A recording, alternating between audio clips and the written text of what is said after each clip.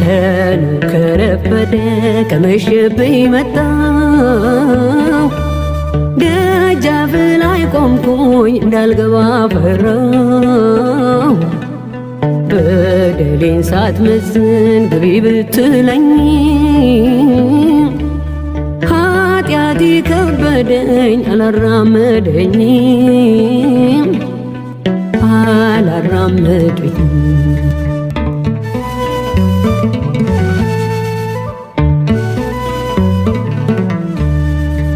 የሰው ዕድሜው እኮ አጭር ነው ጥቂት ነው እንዴት ነው ሳላውቅህ ዘመኔ ያለቀው ጉብዝናዬን ዓለም ስቃ ተጫውታበት